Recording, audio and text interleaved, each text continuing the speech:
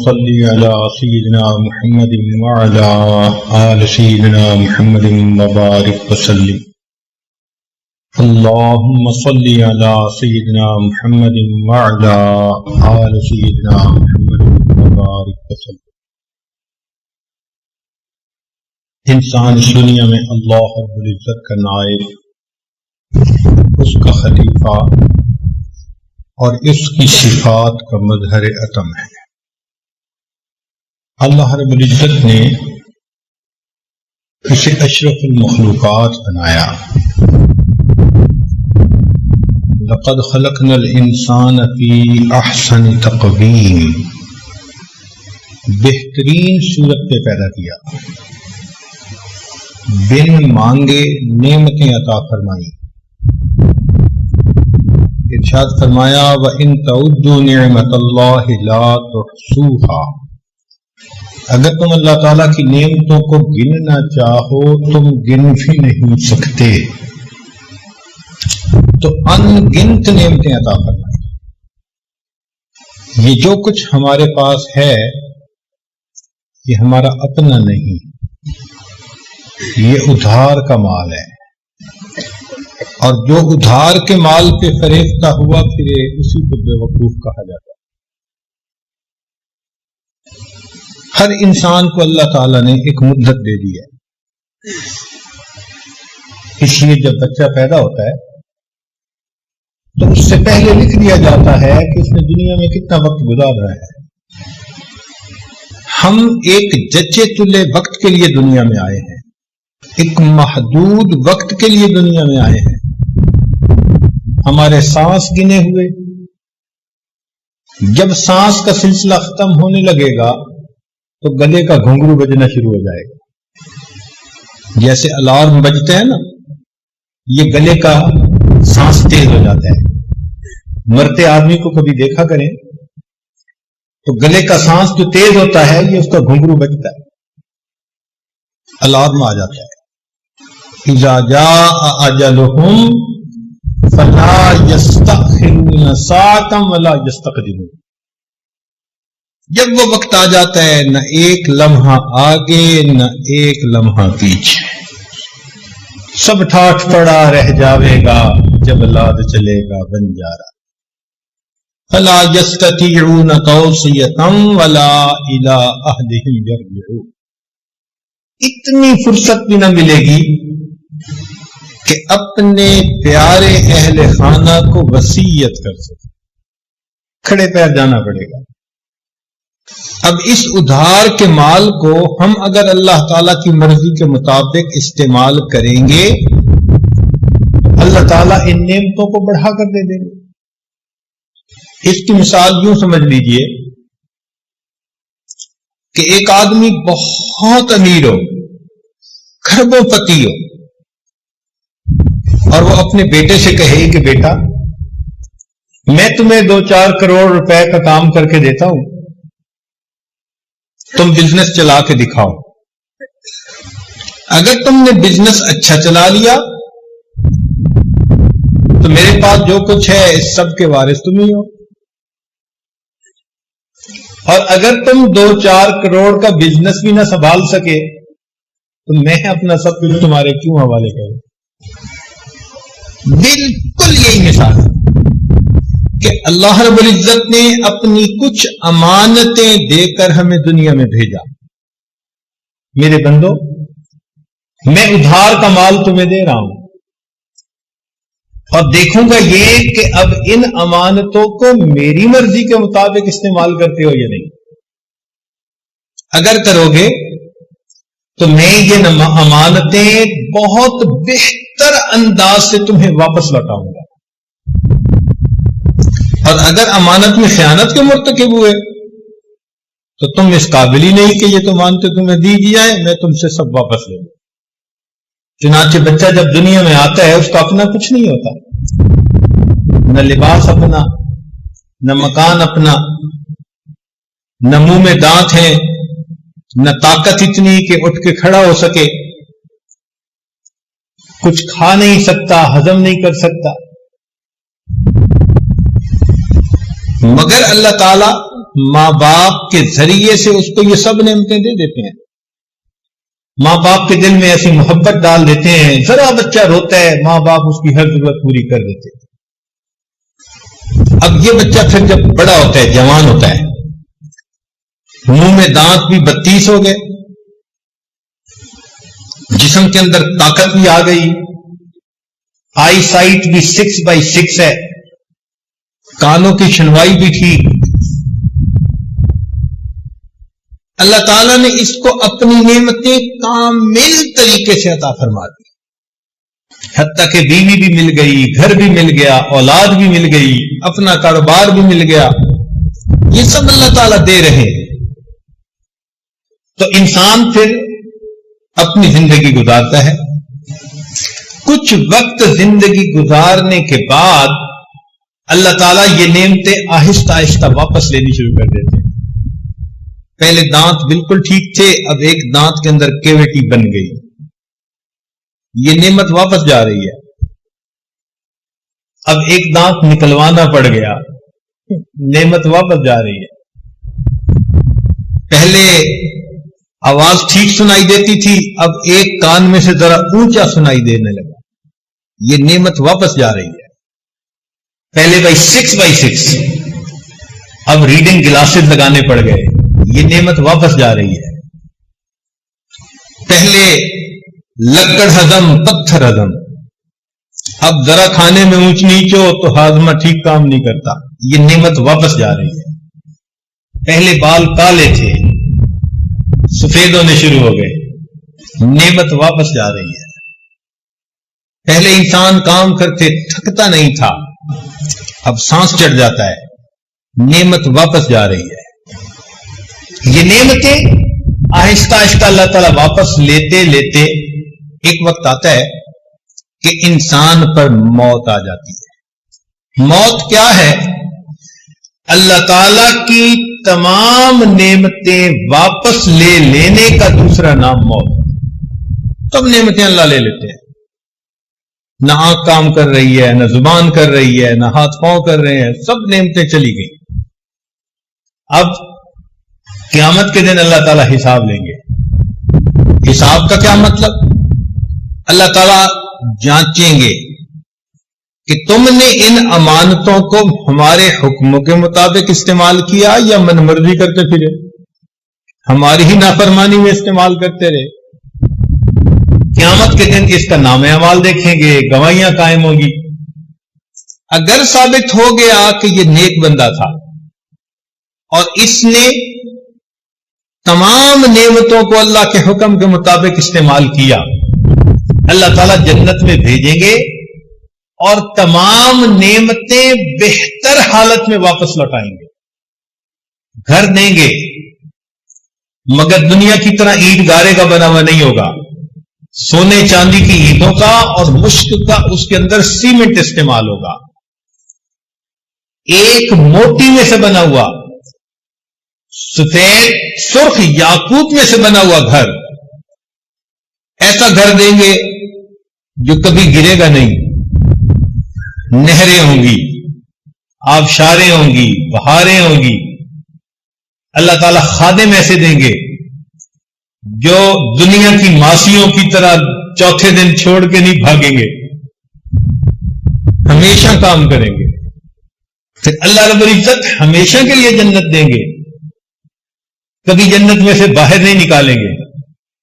آنکھ ایسی واپس لوٹائیں گے کہ جو اللہ رب العزت کا دیدار کرنے کی اہلیت رکھتی ہوگی. اللہ اکبر. دنیا میں ٹھیک استعمال کیا اپنی آنکھوں کو، آج اس کا بدلہ اتنی بہترین آنکھیں دی گئیں جو انبیاء کا دیدار کر رہی ہیں، جو نبی علیہ الصلوۃ والسلام کا دیدار کر رہی ہیں، جو اللہ رب العزت کا دیدار کر رہی ہیں، وہ آنکھیں عطا کر دی جائیں. وہ کان عطا کریں گے کہ اللہ رب العزت جنت میں قرآن مجید کی تلاوت کریں گے اور ایمان والے اس تلاوت کو سنیں گے. جوانی دی جائے گی جس کے بعد بڑھاپا نہیں آئے گا.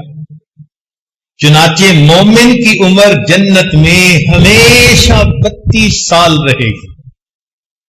کہ 32 سال کا نوجوان بھرپور نوجوان ہوتا ہے اور عورت کی عمر 18 سال رہے گی، کہ 18 سال کی نوجوان لڑکی اپنے حسن و جمال میں سب سے زیادہ بہترین ہوتی ہے۔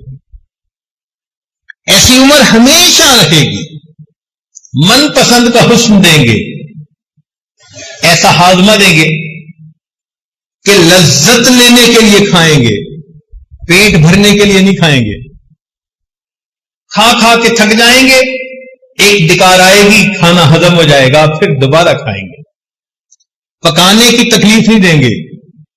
اب جب جی چاہے گا ایک بادل آئے گا، دسترخوان لگے گا، پلیٹیں لگے گی، پکے بھنے ہوئے اس میں کھانے دے دیے جائیں۔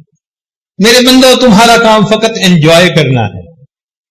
تم نے دنیا میں صبر کیا، تم نے دنیا میں امانت میں خیانت نہیں کی، تم نے ان نعمتوں کو ہمارے حکموں کے مطابق استعمال کیا، تم اس بات کے اہل ہو، تمہیں سجتی ہے یہ بات کہ ہم دنیا میں یہ نعمتیں تمہیں اور بہتر بنا کر۔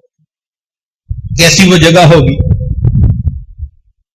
حدیث پاک میں آتا ہے کہ ایک جگہ ہوگی، ایمان والے وہاں جائیں گے اور ان کو اپنی من پسند کا حسن عطا کیا جائے گا۔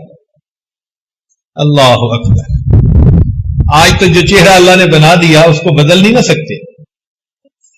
آنکھیں گول ہیں، بادامی نہیں بن سکتی، بادامی ہیں، گول نہیں بن سکتی۔ چہرے کا جو کمپلیکشن ہے وہ بدل نہیں سکتا۔ عورتیں زیادہ سے زیادہ اوپر کچھ لیپ چڑھا دیتی ہیں، مگر اس سے شکل تو نہیں نہ بدل جاتی، نقش نین تو وہی رہتے ہیں۔ ناک جیسے اللہ نے بنائی، اب اس کے اوپر موم کی ناک تو لگا نہیں سکتی، وہ تو ویسی کی ویسی۔ مگر جنت میں جیسا حسن چاہیں گی، امیجنری بیوٹی، خیالی حسن اس کو عطا کر دیا جائے گا۔ میرا چہرہ ایسا، میری رنگت ایسی، میرے دانت ایسے، میری آنکھیں، پلکیں، اللہ اکبر! جو سوچتے جائیں گے اللہ عطا کرتے چلے جائیں گے۔ فرمائیں گے وَلَكُمْ فِيهَا مَا تَشْتَهِي أَنفُسُكُمْ وَلَكُمْ فِيهَا مَا تَدَّعُونَ۔ جو تمہارا جی چاہے گا آج ہر نعمت ہم تمہیں عطا فرمائیں۔ اللہ اکبر کبیرہ! وہ کیسی جگہ! دنیا کے کپڑے آج بناؤ تو چند دنوں مہینوں کے اندر بوسیدہ ہو جاتے ہیں، پھر جتنا بھی امیر آدمی ہو کپڑے دھو کے پہنتا ہے۔ جنت میں دھونے کا مسئلہ ہی کوئی نہیں۔ حدیث پاک کا مفہوم کہ جنتی کے گھر میں انار کا درخت لگا ہوگا، جب کپڑے بدلنا چاہے گا اس انار کو کھولے گا اور اس میں سے ایک خوبصورت لباس فیکٹری کا پیک شدہ اس کو مل جائے گا، ہر مرتبہ نیا لباس پہنے گا، دھونے کا مسئلہ ہی نہیں۔ واہ میرے مولا! یہ اللہ تعالیٰ کا بوتیک ہے، ہر گھر میں ہر عورت کو دے دیا جائے گا۔ دنیا میں تمہیں بازاروں کے اندر جوتیاں چٹکانی پڑتی تھی، میچنگ کرنی پڑتی تھی، لو دیکھو ہم تمہیں کیسے کپڑے عطا کرتے ہیں۔ حدیث پاک کا مفہوم کہ جنت میں عورت کو ایسے کپڑے پہنائے جائیں گے اس کے ایک کپڑے میں سے 70,000 رنگ جھلک رہے ہوں گے۔ یہ نعمتیں دی جائیں گی۔ کیوں؟ دنیا میں ان کو ٹھیک استعمال کیا، اب یہ اس بات کا حقدار ہے کہ اس کو یہ نعمتیں اور زیادہ عطا فرما دیں۔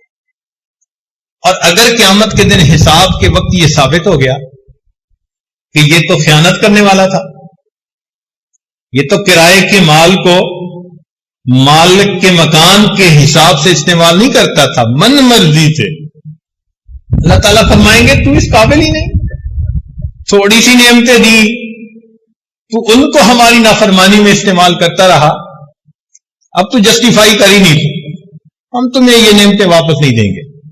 اللہ تعالیٰ یہ سب نعمتیں واپس لے لیں گے۔ چنانچہ موت کے وقت انسان سے یہ نعمتیں چھینی جاتی ہیں اور قیامت کے دن انسان کو کھڑا کیا جائے گا اس کے پاس یہ نعمتیں نہیں ہوں گی. سنیے قرآن عظیم الشان.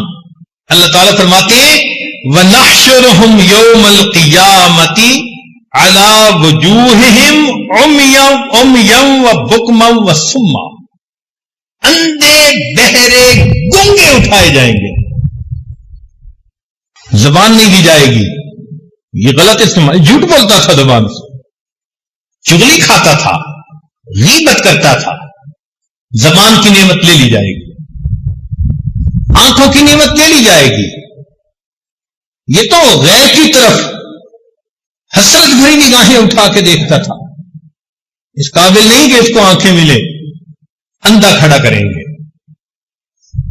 کانوں کی سنوائی اللہ تعالی سماعت واپس لے لیں گے, اور چہرے کا حسن بھی واپس. وَهُمْ فِيهَا كَالِحُونَ, بالکل کالے چہرے ہوں گے. جنتی یوم تبیض وجوہ, اور جہنمی یوم تسود وجوہ, کالے چہرے. لباس دنیا کا نہیں دیا جائے گا. سرابیلہم من قطران, اللہ اکبر. اللہ تعالیٰ فرماتے ہیں گندھک کا بنا ہوا لباس دیں گے, اتنا بدبودار ہوگا. فقہا نے لکھا ساری دنیا کے انسان, حیوان, چرند پرند اگر مر جائیں اور ان کی لاشیں ایک جگہ پر اکٹھی کریں اور وہ گل سڑ جائیں, اتنی بدبو وہاں نہیں ہوگی اتنی بدبو جہنمی کے کپڑوں میں ہوگی. آج تو خوشبوئیں لگاتے ہیں نا جی, چھڑکتے ہیں اپنے اوپر. ایسے کپڑے جب پہنائیں گے مجھے تو لگتا ہے دم ہی گھٹ جائے گا. مکان بڑے نہیں دیں گے, کوٹھیوں میں رہنے والے, بڑے مکانوں میں رہنے والے. تو اس مکان میں ہماری نافرمانی کرتا تھا, اب تجھے مکان نہیں ملے گا. مکانن ضیقن, اتنا تنگ مکان ہوگا کہ وہاں رہ نہیں سکے گا.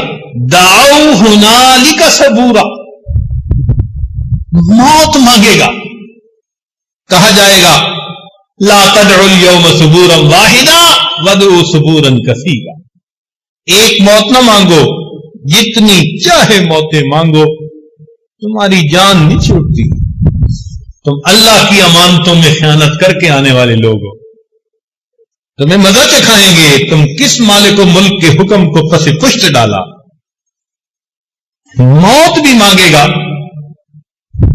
موت نہیں آئے گی. اب تو گھبرا کہ یہ کہتے ہیں کہ مر جائیں گے, مر کے بھی چین نہ پایا تو کدھر جائیں گے. دنیا میں کھانے کھاتا تھا, ڈشز ہوتی تھی, دسترخوان بچتے تھے, اس کے سامنے مختلف قسم کے سوپ ہیں, پلاؤ ہیں, کھانے کی چیزیں. جہنم میں کھانے کے لیے زقوم دیا جائے. یہ اتنا کڑوا کہ اگر انسان صبح کے وقت اس کو اپنے ہونٹوں پہ لگائے تو شام تک کڑواہٹ منہ سے نہ جائے. اور کانٹے بھی ہوتے ہیں, مگر اتنا بھوکا ہوگا کہ اسے کھائے گا. جب کھائے گا تو کانٹے چبھیں گے, نہ اگلتے بنے گی نہ نگلتے بنے گی. پانی مانگے گا تو پینے کے لیے دنیا کی طرح اس کو ہنی کولا نہیں دیا جائے گا, بلکہ وہاں پر جہنمیوں کے زخموں سے جو خون اور پیپ بہے گی اس کو پیالوں کے اندر جمع کر کے پینے کے لیے دیا جائے گا. کہا جائے گا کہ پیو.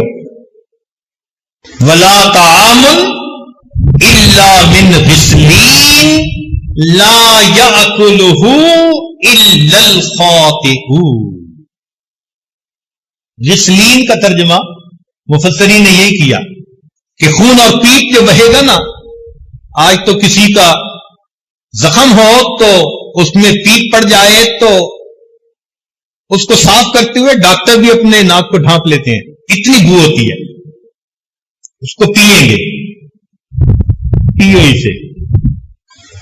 آج تو گرمی ہوتی ہے نا تو ٹھنڈے پانی سے نہاتے ہیں، وہاں جہنم کی گرمی ہوگی، یصب من فوق رؤوسہم الحمیم، گرم کھولتا پانی سر پہ ڈالیں گے۔ اس دماغ میں بھس بھرا ہوا تھا، یہ ہمارے غیر کے بارے میں ہر وقت سوچتا رہتا تھا، غیر سے محبت کے دعوے کرتا تھا، میں تمہارے بغیر رہ نہیں سکتا، یہ بولتا تھا۔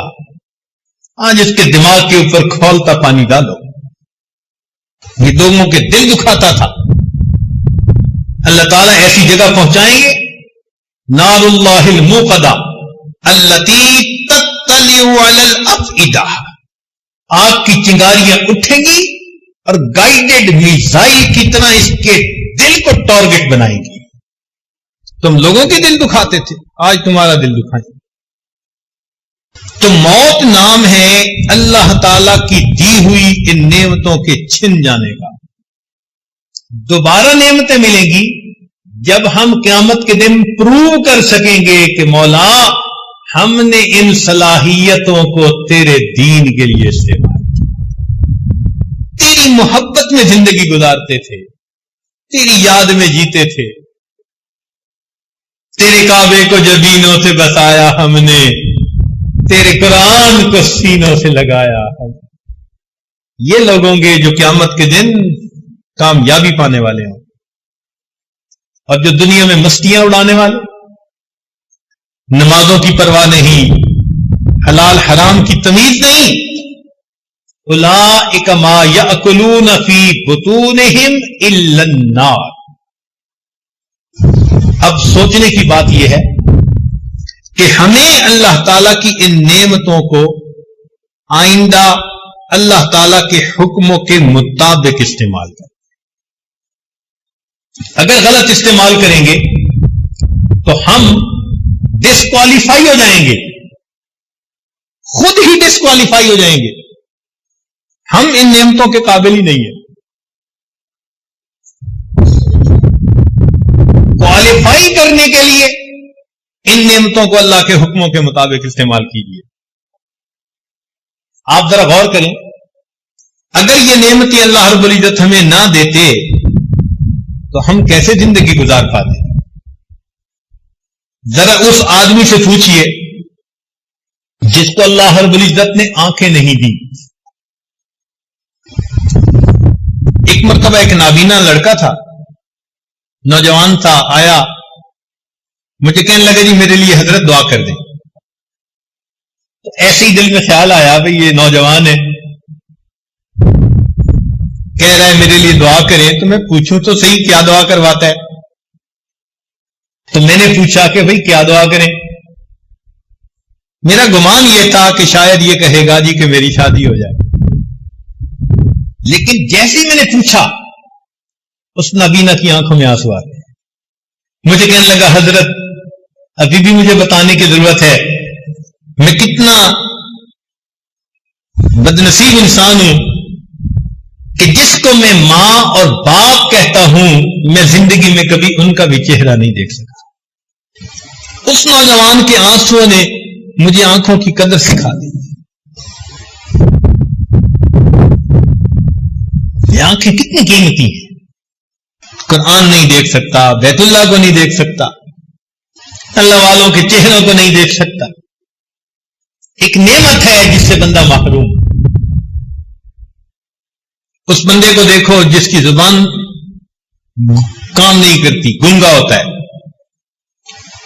اس کے اندر جذبات ہیں مگر اپنے جذبات کا اظہار نہیں کر سکتا، جس کی سماعت کام نہیں کرتی وہ اشاروں سے باتیں سمجھتا ہے۔ ہم نے ایک نوجوان کو دیکھا اتنا خوبصورت، لاکھوں میں کوئی ایک، رال ٹپک رہی تھی۔ میں نے پوچھا بھائی خیریت تو ہے؟ کہنے لگے جی کہ اس کا دماغ کام نہیں کرتا۔ میں نے باڈی دیکھی تو حیران ہوا، اللہ لاکھوں میں کسی کو آپ اتنی خوبصورت جسمانیت دیتے ہوں گے، مگر چونکہ دماغ نہیں تھا، منہ سے رال ٹپک رہی تھی اور اسے اپنا ہوش ہی نہیں تھا۔ سوچئے اگر اللہ رب العزت دونوں ہاتھ نہ دیتے تو کیا ہوتا؟ جس کے دونوں ہاتھ نہیں ہوتے، ذرا سوچئے وہ بندہ کھانا کیسے کھاتا ہو؟ پانی پینے میں دوسرے کا محتاج، کپڑے پہننے میں دوسرے کا محتاج، سردیوں میں بستر میں سو جائے تو اپنی رضائی کو ٹھیک کرنے میں دوسرے کا محتاج، جسم کی نجاست صاف کرنے میں دوسرے کا محتاج، ناک صاف کرنے میں دوسرے کا محتاج، کان کھجانے میں دوسرے کا محتاج، چہرے دھونے میں دوسرے کا محتاج، اس کی زندگی کیسے گزرتی ہوگی؟ ہم نے اپنی زندگی میں ایک مقتول یدین بندے کو دیکھا، اس دن احساس ہوا اللہ دونوں ہاتھوں کا سلامت رہنا آپ کی کتنی بڑی نعمت ہے۔ اللہ رب العزت نے دونوں پاؤں عطا کر دیے۔ جن کے پاؤں نہیں ہوتے، کٹے ہوئے ہوتے ہیں، فالج زدہ ہوتے ہیں، ذرا ان سے ان پاؤں کی قدر و قیمت تو معلوم کر کے دیکھیں کہ یہ تمام نعمتیں اللہ نے بن مانگے عطا فرما دی۔ کیا اس لیے دی کہ ہم اس کے حکموں کی نافرمانی کریں؟ نہیں، ہرگز نہیں۔ آنکھیں دی، قرآن بھی دیا، میری کتاب کو دیکھو گے اور اس سے پڑھو گے۔ پاؤں دیے تو مسجد بھی بنوا دی، ان پاؤں سے چل کے میرے گھر کی طرف جاؤ گے۔ زبان دی تو دین کی دعوت کا حکم بھی دے دیا، اپنی زبان سے میرے بندوں کو میری طرف بلاؤ گے۔ تو کیا ہم یہ تمام نعمتیں اللہ رب العزت کی مرضی کے مطابق استعمال کر رہے ہیں؟ آج ہم اس بات کو بیٹھ کر سوچیں، یا خواہشات کے پیچھے بھاگتے پھر رہے ہیں، وقتی لذتوں کی خاطر، وقتی مزوں کی خاطر اپنے مالک کو ناراض کرتے پھر رہے ہیں۔ بچے کو بھی کہیں نا کہ بھائی تمہیں آئس کریم لے کر دیں گے مگر تھپڑ لگائیں گے، تو بچہ بھی ڈیل نہیں کرتا۔ ہم بچے سے بھی گئے گزرے کہ دنیا کی ان آئس کریموں اور ٹافیوں کے پیچھے ہم اللہ کے عذاب کو اپنے اوپر لازم کر لیتے۔ یہ جو نیلی پیلی چل رہی ہوتی ہیں غیر محرم، یہ بھی تو ٹافیاں ہی ہیں نا بچوں والی، ان کی طرف جو نظر اٹھی تو ہم نے اپنے آپ کو جہنم کی عذاب کو مستحق بنا لیا۔ اسی کو کہتے ہیں لمحوں نے خطائیں کی، صدیوں نے سزا پائی۔ لمحوں نے خطائیں کی، صدیوں نے سزا پائی۔ اللہ رب العزت نے ہر انسان کو نفس عطا فرمایا، اس نفس کے اندر خیر بھی ڈال دی اور شر بھی ڈال دیا۔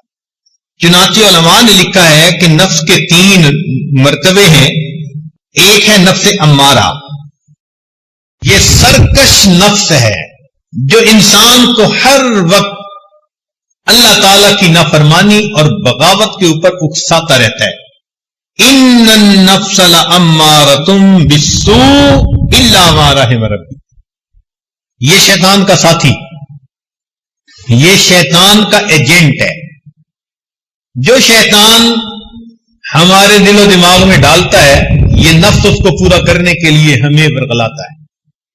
یہ ہمارا اندر کا دشمن، کہتے ہیں نا گھر کا بھیدی لنکا ڈھائے، یہ ہمارے گھر کا بھیدی ہے، یہ لنکا ڈھا دکھاتا ہے۔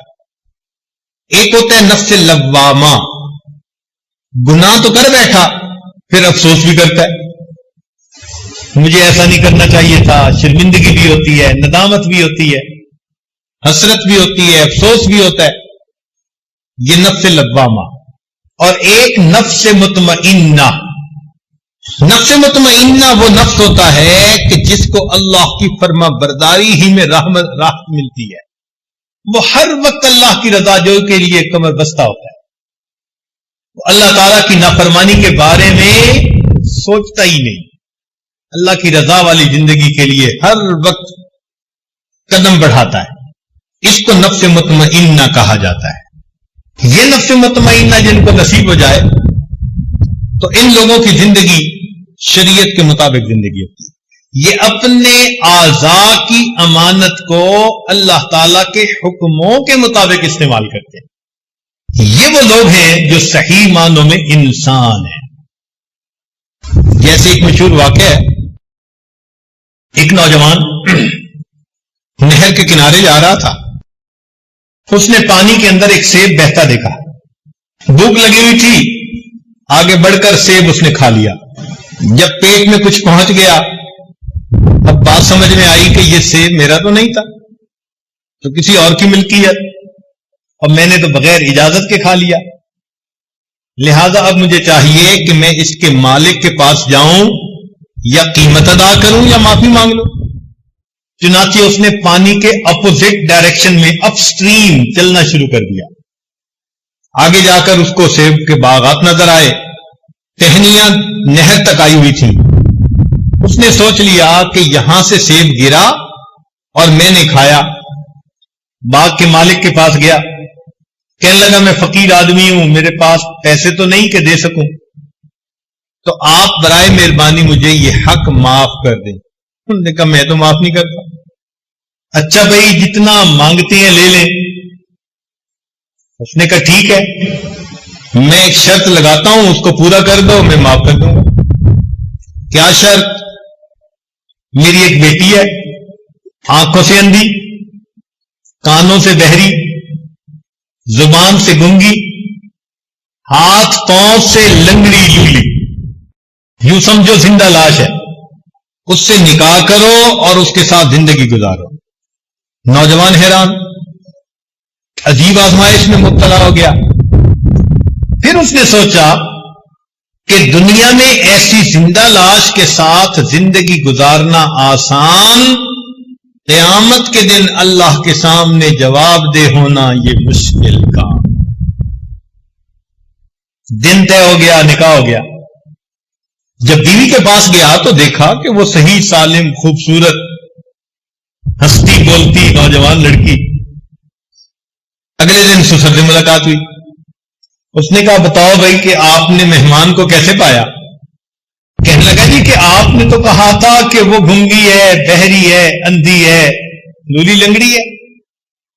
اس نے کہا سنو، میری ایک ہی بیٹی تھی، میں نے اس کو دین پڑھایا، قرآن کی حافظہ، حدیث کی عالمہ بنایا۔ اب میں چاہتا تھا کہ اس کا میں نکاح ایسے بندے سے کروں کہ جس کے دل میں اللہ کا خوف ہو، تقویٰ ہو جس میں۔ جب تم ایک سیب کی خاطر مجھ سے معافی مانگنے آئے تو میں نے ڈیسیژن لیا کہ اس نوجوان کے دل میں اللہ کا بڑا خوف ہے، اور جس کے دل میں اللہ کا خوف ہو وہی بیویوں کے حقوق ادا کر سکتا۔ اس لیے میں نے کہا، اس نے کہا مگر آپ نے جو بیٹی کے بارے میں بتایا وہ چیزیں تو ٹھیک نہیں تھی۔ اس نے کہا دیکھو، میں نے کہا تھا کہ یہ بکماء اللسان ہے، اس لیے کہ اس نے کبھی غیر محرم سے کوئی بات ہی نہیں کی۔ یہ امیاء العینین ہے، اس لیے کہ غیر محرم کی طرف اس نے کبھی آنکھ اٹھا کے نہیں دیکھی۔ میں نے کہا یہ سماء الاذنین ہے، اس نے کبھی غیر محرم کی شر والی باتیں ہی نہیں سنی۔ میں نے کہا یہ کسیحۃ القدمین ہے، اس کے دونوں پاؤں فالج زدہ، اس لیے کہ میری اجازت کے بغیر گھر سے کبھی نکلی ہی نہیں۔ ایسے بھی تو لوگ زندگی گزار گئے۔ یہ ہے صحیح معنوں میں انسان کہ جن کے جسم کا ایک ایک عضو اللہ رب العزت کی رضا کے مطابق استعمال ہوتا ہے۔ عبداللہ بن مبارک رحمۃ اللہ کو ایک عورت ملی جو ہر بات کے جواب میں اللہ کے قرآن کی آیت پڑھتی تھی۔ امام ربانی مجدد ثانی رحمۃ اللہ علیہ فرماتے ہیں اس امت میں ایسے بھی لوگ گزرے ہیں کہ ان کے گناہ لکھنے والے فرشتے کو 20 سال تک کوئی گناہ لکھنے کا موقع ہی نہیں ملا۔ یہ صحیح معنوں میں انسان ہے جن کا ہر عمل اللہ تعالی کی مرضی کے مطابق، ان کے ہر عمل پر ان کے سینے میں نور بھر دیا جاتا ہے۔ یہ ایمان کا نور، اعمال کا نور، یہ قیامت کے دن ان کے کام آئے گا۔ اس نور کے ساتھ پھر یہ لوگ زندگی گزارتے ہیں۔ افمن کان میتا فَأَحْيَيْنَاهُ وَجَعَلْنَا لَهُ نُورًا يَمْشِي بِهِ فِي النَّاسِ. اللہ تعالیٰ ان کو ایک نور عطا فرما دیتے ہیں، اس نور کے ساتھ وہ اللہ کے بندوں میں دین کا کام کر رہے ہوتے.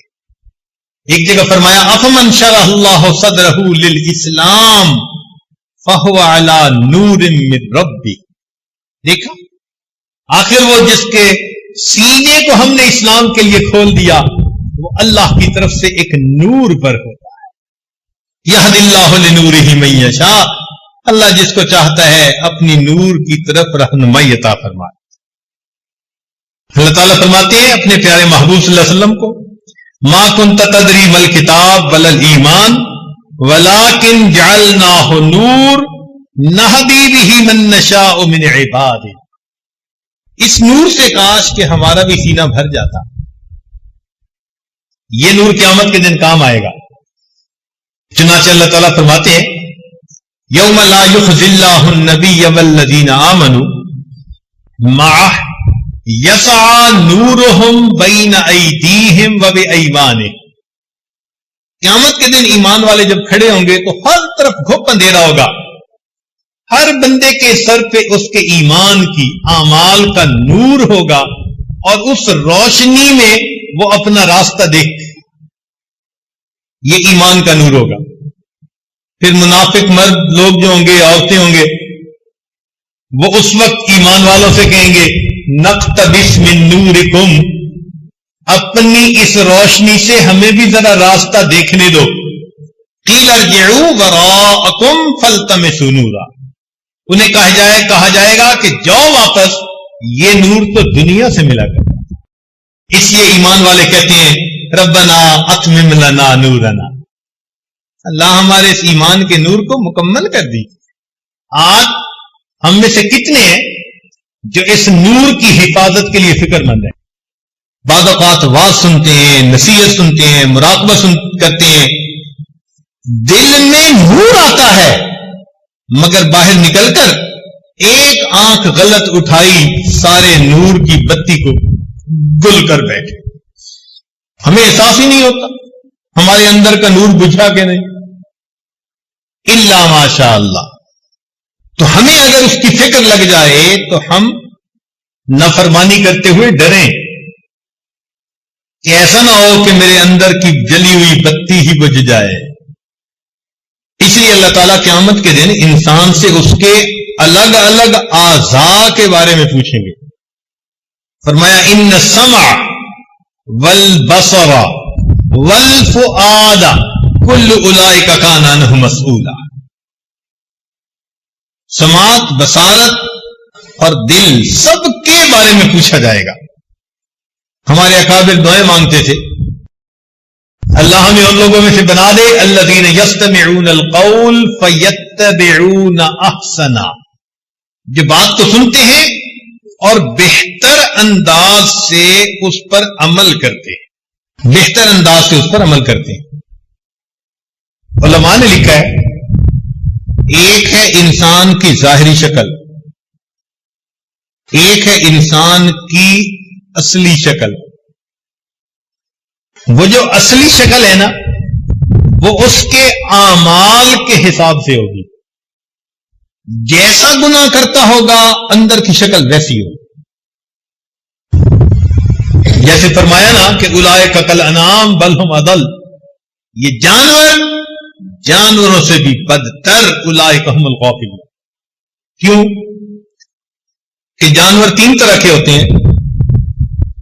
ایک شیر ہے، چیتا ہے، اس کو جب بھوک لگتی ہے تو وہ دوسرے کو کاٹ کھاتا ہے.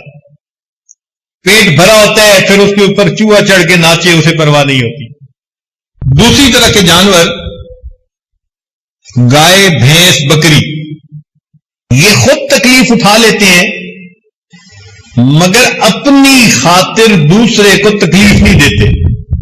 مثال کے طور پر آپ گائے کو 2 دن بھوکا رکھیں تو یہ دوسری گائے کو ٹکرے نہیں مارنی شروع کر دے گی یا کسی دوسری گائے کو چبانا نہیں شروع کر دے گی.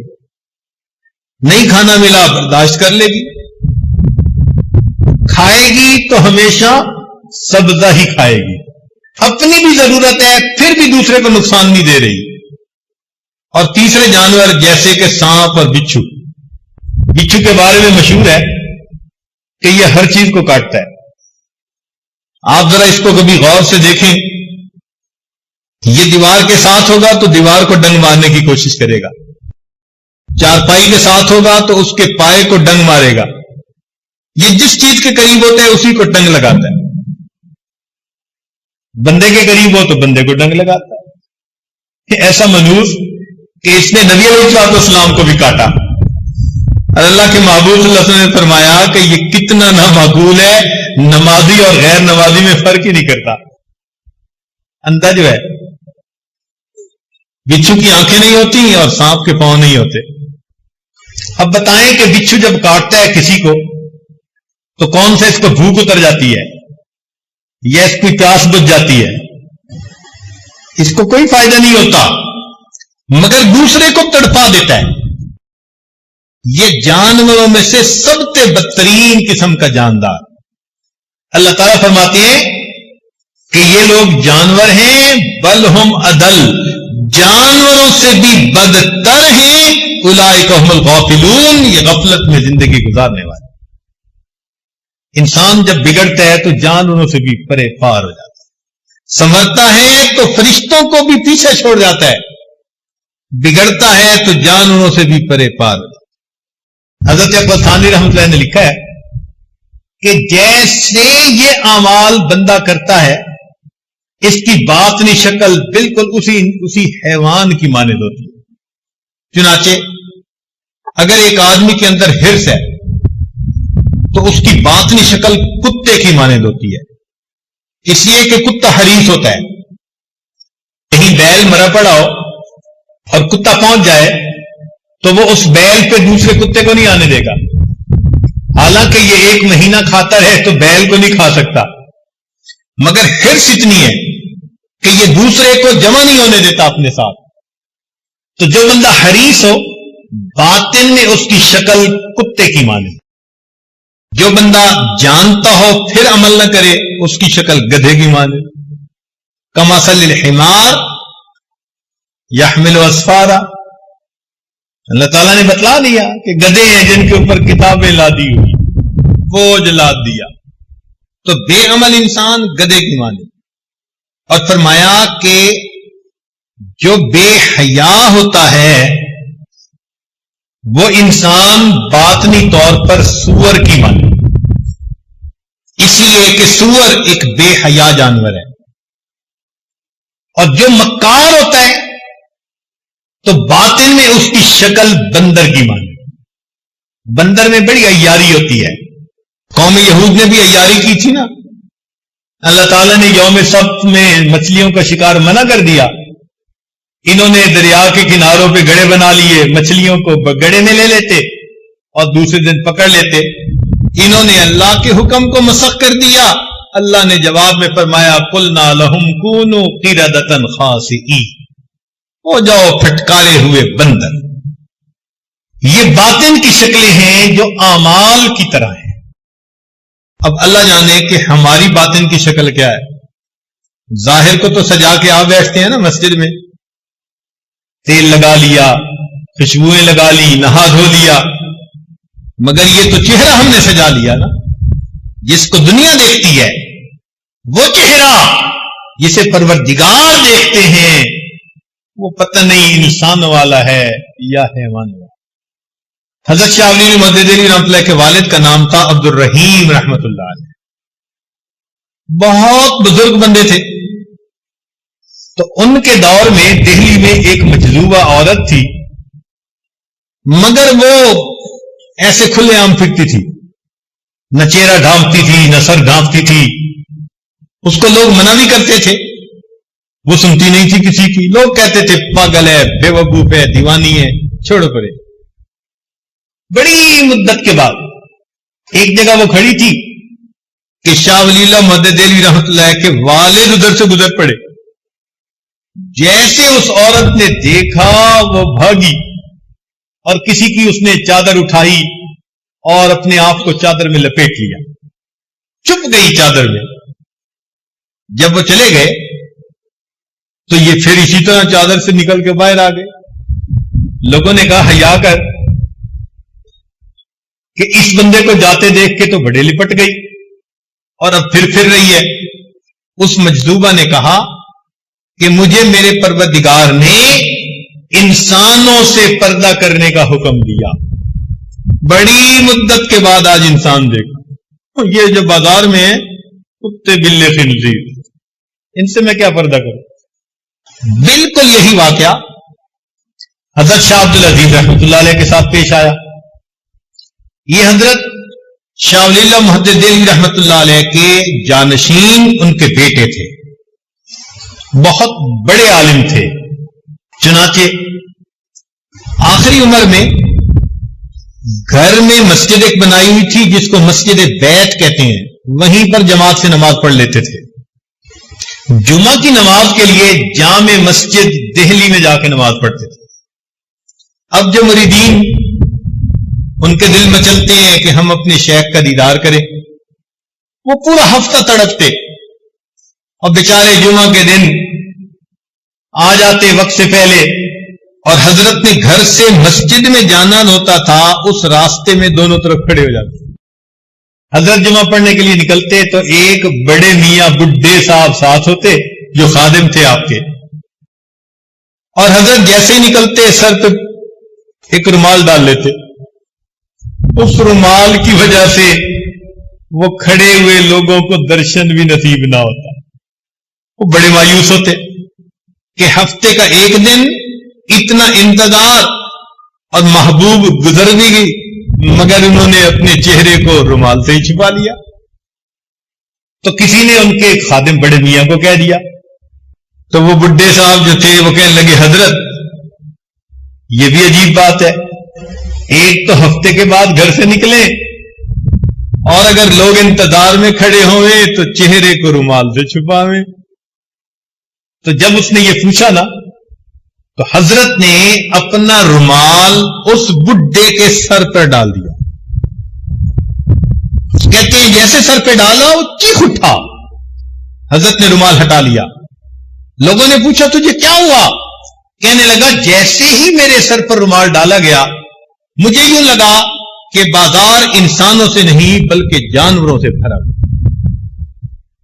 شاہ صاحب نے پھر اسے بات سمجھائی کہ دیکھو میں جب باہر نکلتا ہوں مجھے ان کی اصلی شکلیں نظر آتی ہیں کشف کی نظر میں، اس کو میں نہیں دیکھنا چاہتا، اس لیے میں اپنے رومال کو درمیان میں آڑ بنا لیتا ہوں. ہو بہو اسی گم کا واقعہ حضرت مولانا احمد علی لاہوری رحمۃ اللہ کے ساتھ پیش آیا. وہ اپنے درس قرآن میں سنایا کرتے تھے. فرماتے تھے کہ میں ایک دفعہ بازار میں جا رہا تھا، ایک مجذوب ملا، مجھے دیکھ کر پوچھتا ہے احمد علی انسان کہاں بستے ہیں؟ میں نے دیکھا بازار بھرا ہوا. میں نے کہا حضرت یہ انسان ہی تو ہیں. جیسے میں نے کہا انہوں نے ایک بڑی عجیب سی نظر مجمع پہ ڈال کے کہا کہ یہ سب انسان ہیں. وہ کہتے ہیں کہ جب انہوں نے کہا نا یہ سب انسان ہیں تو اس بات کا میرے دل پر ایسا اثر ہوا کہ مجھے بازار کتے بلے خنزیر کے ساتھ بھرا ہوا نہ. جب میری کیفیت ختم ہوئی تو وہ اللہ والے جا چکے تھے.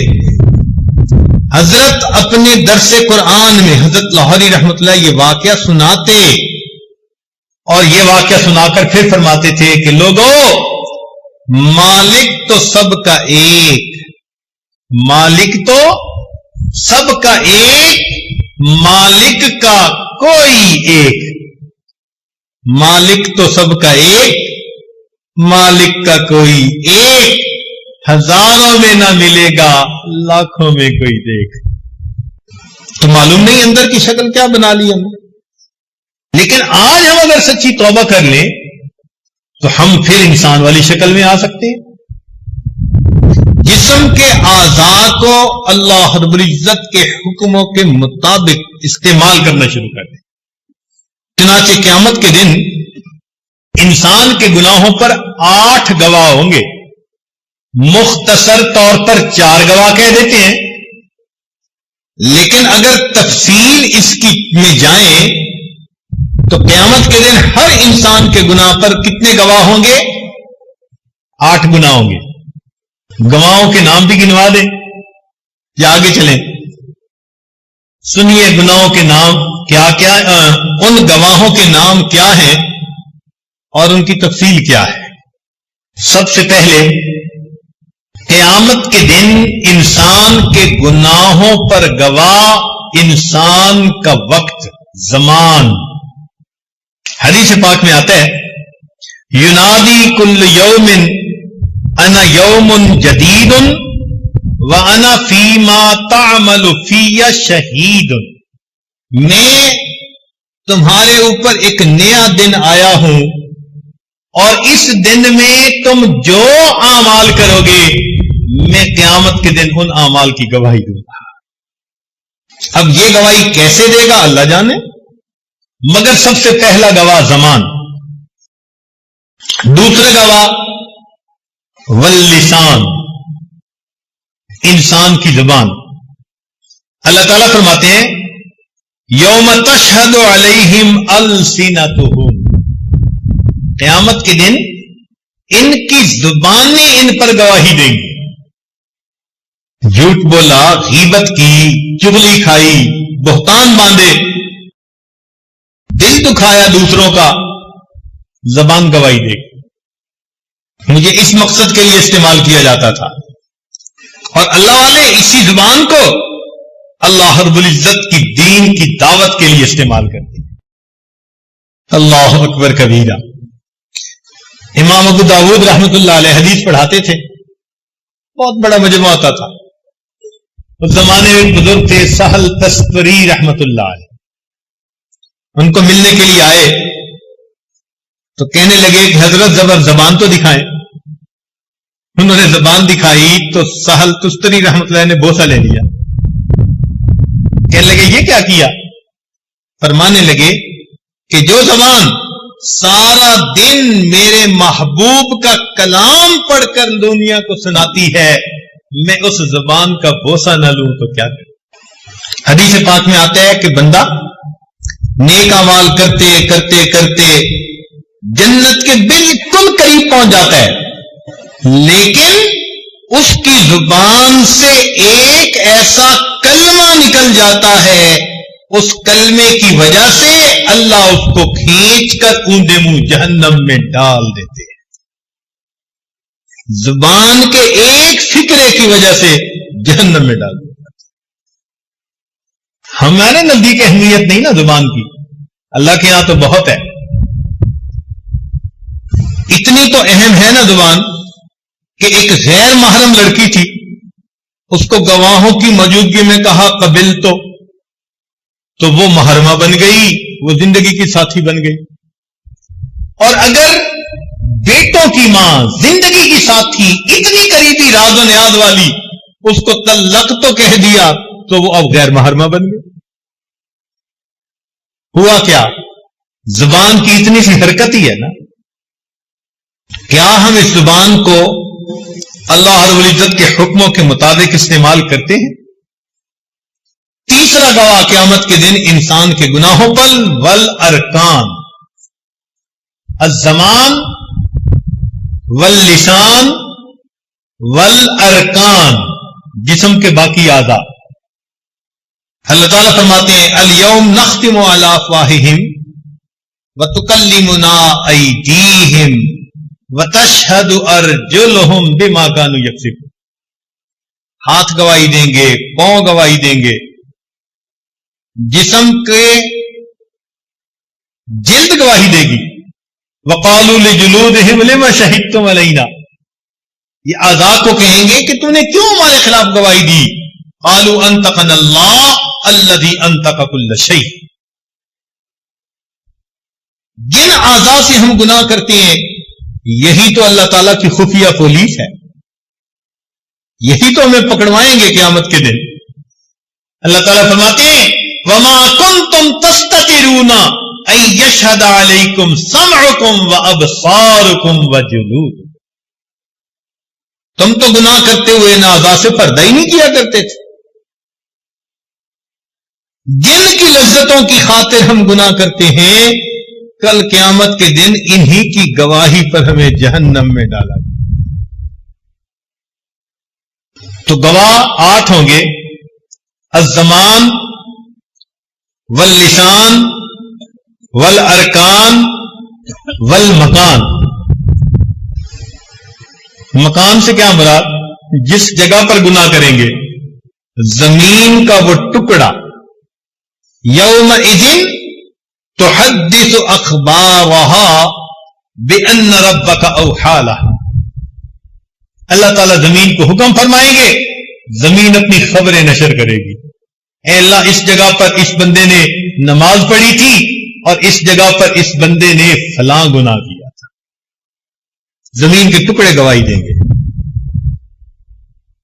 الزمان واللسان والارکان والمکان، اور اس کے بعد والدیوان، اور انسان کا نام اعمال۔ جب انسان اپنے نام اعمال کو دیکھے گا نا، کہے گا یا ویلتنا ما لہذا الکتاب، ہماری بدبختی، یہ کیسا نام کتاب ہے، لا یغادر صغیرۃ ولا کبیرۃ الا احصاها، کوئی چھوٹا بڑا عمل ایسا نہیں جو اس میں درد نہ کر دیا گیا ہو۔ ووجدوا ما عملوا حاضرا ولا یظلم ربک احد، تیرا رب تو کسی پہ ظلم نہیں کرے گا۔ اپنے ہاتھوں سے اپنے پاؤں پہ کلہاڑیاں ماری، یہ کھیتی بوئی ہوگی جو ان کو کاٹنی پڑے گی۔ اور اگلا گواہ والملکان، اور 2 فرشتے، ان علیکم لحافظین کراما کاتبین یعلمون ما تفعلون۔ چلیں یہاں تک تو گواہی جو تھی سو تھی، ایک گواہی اور بھی ہوگی، 7ویں گواہی، اور وہ کہتے ہوئے بھی دل ڈرتا ہے، دل کانپتا ہے۔ کیا؟ وہ گواہ ہوں گے نبی الانس والجان، نبی علیہ السلام بھی گواہی دیں۔ سنیے قرآن عظیم شان، اللہ تعالیٰ فرماتے ہیں فَكَيْفَ إِذَا جِئْنَا مِن كُلِّ أُمَّةٍ بِشَهِيدٍ وَجِئْنَا بِكَ عَلَى هَؤُلَاءِ شَهِيدًا۔ ہمارے اعمال نبی علیہ السلام کو پیش کیے جاتے ہیں، اللہ کے نبی بھی گواہی دیں گے، جنہوں نے بخشش کروانی ہے، جنہوں نے شفاعت کرنی ہے، ہم ان کا بھی دل دکھاتے ہیں۔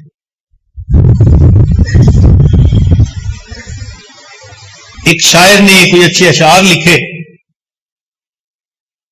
تو ایران کا ایک آدمی تھا، اس کو پسند آئے، وہ شاعر سے ملنے کے لیے آیا، سمجھا کہ یہ کوئی بڑا اللہ والا ہوگا۔ جب آ کے دیکھا تو وہ بیٹھا اپنی داڑھی کو مونڈ رہا تھا، تو اس بندے نے دیکھا تو اس نے ایک آہ بھری، تو شاعر اسے کہنے لگا کہ کیوں تم ٹھنڈی آہ بھر رہے ہو، میں اپنی داڑھی کو تراش رہا ہوں، کسی کے دل کو تو نہیں تراش رہا۔ اس نے کہا خدا کے بندے، تو کسی عام بندے کے دل کو نہیں تراش رہا، تو میرے محبوب صلی اللہ علیہ وسلم کے دل کو تراش رہا۔ ایسی دل پر بات بیٹھی، سچی توبہ کر کے کہنے لگا جزاک اللہ کہ چشمم باز کر دی، مرابا جانے جاں ہمراز کر دی۔ تجھے اللہ جزا دے کہ تو نے میری آنکھیں کھول دی اور تو نے مجھے میرے جان جاں سے ملا دیا۔ تو یہ جو گناہ ہم کرتے ہیں نا، اللہ رب العزت کے محبوب کو پیش کیے جاتے ہیں، اعمال پیش ہوتے ہیں، اللہ کے محبوب کیا سوچتے ہوں گے، انہوں نے میرے تہجد کے آنسوؤں کی کوئی قدر نہیں، میں ان کی خاطر راتوں کو روتا تھا، اللہ سے مانگتا تھا۔ کلمہ پڑھنے والے، میری محبت کے دعوے کرنے والے، یہ تنہا